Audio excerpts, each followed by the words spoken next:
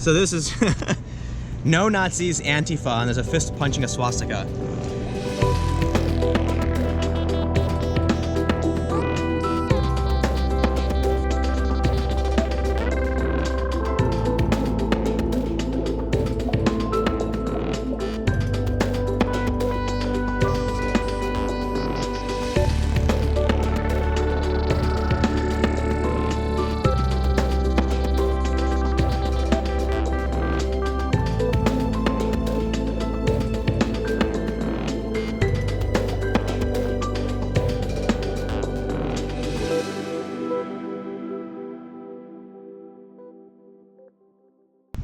All right, a student just hit me up and said that there are like SWAT type police all over campus and that things are pretty much locked down.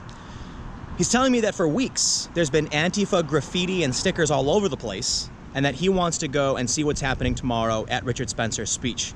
We're gonna go meet up with him now. Keep in mind, this is filmed the day before. We're gonna talk to him about what he thinks is gonna happen, how he feels about what's happening on his campus, how he feels about the state of emergency being declared, and, I don't know, general thoughts and predictions. So, let's go to it.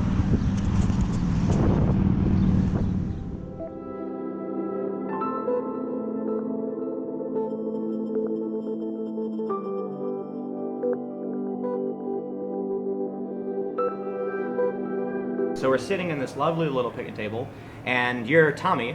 Yep. You're a student here at University of Florida in Gainesville. Go Gators. Cool. So, what's going on, man? So for the past couple of weeks, there's been this hype about this Richard Spencer guy that's coming, who I'm sure most of your audience is familiar with. And I keep getting like texts from people who don't live here or out of state, texting me like, hey, are you anywhere near this place? And I'm telling them like, I don't think my dorm will be like affected. However, like anywhere I try to go, you have to swipe in your student ID, which is atypical. There's, armed security at pretty much every building, which is very different for, plenty of speakers come here, but this is the first time that anything big has happened. They declared a state of emergency over this guy.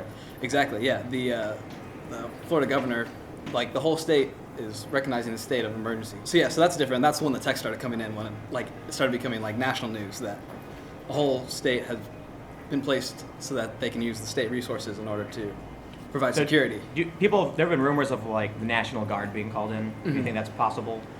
Not that I've seen yet, at least, but I wouldn't put it, out of perspective. If as many as have said they are coming on Facebook or are interested in coming. Yeah, it's only like 3,000. Yeah, which is crazy. Yeah. Have there been any signs? Have there been protesters or meetings or anything? Yeah, a little bit off campus earlier today. There was, like a white supremacist meeting. That's just what I heard was happening. If they were actually white supremacists or something else, I wasn't there to confirm There's that. probably like a white nationalist thing that people are calling. Most which likely. it's close, but there's a difference, I guess. Sure. What do you think's going to happen, man? You go to school here. Is this, like, you're saying this is atypical? Very atypical. Everyone's all of a sudden descending on your town. Yeah. I don't know. What do you think? I think, I don't, personally think anything will happen based off of the student population here. The student population here is pretty much like, all right, I guess he'll go speak and just nobody go. Like, it's sort of like a social outcast thing. If you go, like, I'm not really going to talk to you, is that sort of thing. But I don't think the people here, there's not enough people who with either Antifa or with the National Policy Institute to create some sort of conflict.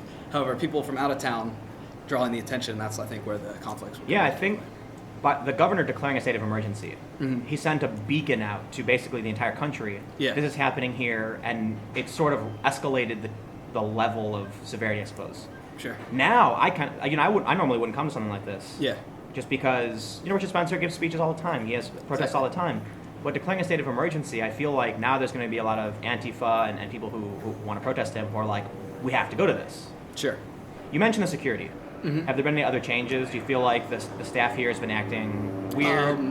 Classes, like the university didn't officially cancel classes, but individually, all of my professors and all of my friends' professors have said, we're not holding class, do not come, we don't want you walking on campus during this time, which is like what our professors have said, not from the administration per se, but through the network of staff. The idea is that... There's a helicopter flying over us right now. Yeah. Is that normal?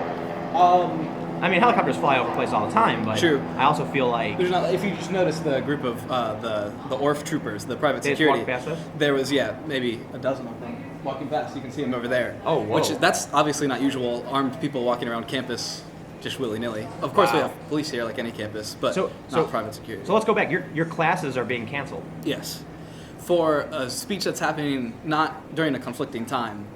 They're just shutting the campus down for the duration. Yes, de facto, not from the administration. At least. Our professors aren't going to show up. Professors are saying, do not come to class. We wish that you don't go to the speech. Do not stay inside. The student body received an email from the president, President Fox, saying, like, do not go to this event. Obviously, he can't do anything about it, but, pleading that we do not go. So the administration they're against Richard Spencer coming and speaking here. They do very much so support free speech, which I think is interesting, but they're doing their best to make sure that nobody comes. I think they're between a rock and a hard place. Exactly, because if you keep putting them underground, then it keeps making the problem worse. So they're hoping that hopefully this event, if they let it go and just hire the security, that it will pass smoothly and it won't be another Berkeley or Charleston or something. I feel like, if you support free speech of Richard Spencer, you're going to get Antifa on the far left attacking you. And if you shut him down, you're going to get the far right attacking you. So it's like, what do they do? Exactly. But I got to say that the state of emergency stuff was probably not, I don't know, maybe they really needed to free up the resources. I'm not a politician, so I don't know. Yeah. I'm sure that, as the governor of the state, you don't want it to be another Charleston where the state resources aren't available until much later. I think it's more so preemptive than they're actually expecting anything, but still that is a large signal from somebody of that status. So let me ask you, as a student, how do you feel about people from outside coming to your campus to protest? I think it's interesting. I think it's, we have the same sort of thing happen when there's a football game. However, it's a much different crowd that comes in. It's people coming together, whereas this is sort of a very divisive event.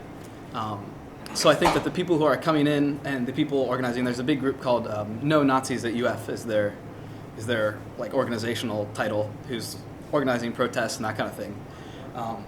Like when you start looking at the people who are in charge and they're not actually from the university, it's interesting why are they bringing it to the university and not taking it on their own grounds. Well, there have been comments on some of like the far left forums that they use campus as recruiting grounds. Both sides do. Richard Spencer's coming here because he wants to get young people indoctrinated. The far left comes here because they want to, it's a battleground, I guess.